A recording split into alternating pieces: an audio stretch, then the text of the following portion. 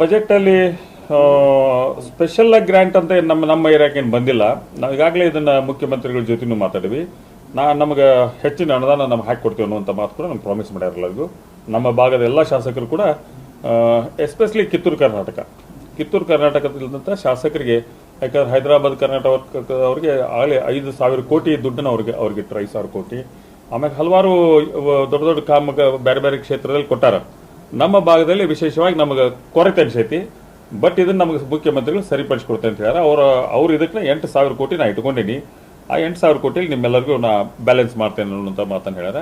ಯಾಕಂದ್ರೆ ನಮ್ದು ವಿಶೇಷವಾಗಿ ಈ ಸಲ ನಮ್ಮ ಹುಬ್ಬಳ್ಳಿ ಧಾರವಾಡ ಮಹಾನಗರ ಪಾಲಿಕೆ ಬಜೆಟಲ್ಲಿ ಕೂಡ ನಮ್ಗೆ ಈಗ ಇದರ ಅಧಿವೇಶನದಲ್ಲಿ ಬಜೆಟ್ ಅಧಿವೇಶನದಲ್ಲಿ ಅನೌನ್ಸ್ ಕೂಡ ಆಯ್ತು. ನಮ್ಗೆ ಹುಬ್ಬಳ್ಳಿ ಧಾರವಾಡ ಮಹಾನಗರ ಪಾಲಿಕೆ ಚೇಂಜ್ ಆತಂದ್ರೆ ಅವಾಗ ನಮಗೆ ಕನಿಷ್ಠ ನಮ್ಮ ಅಭಿವೃದ್ಧಿ ಕೂಡ ನಮಗೂ ಒಂದು 200 ಕೋಟಿ 100 ಕೋಟಿ ಅಂತ ನಾ ಕೇಳೀನಿ. ಈಗ ಈ ಸಲ 100 ಕೋಟಿ ಯಾರ ಕೊಡ್ರಿ ಅಂತ ಕೇಳೀನಿ.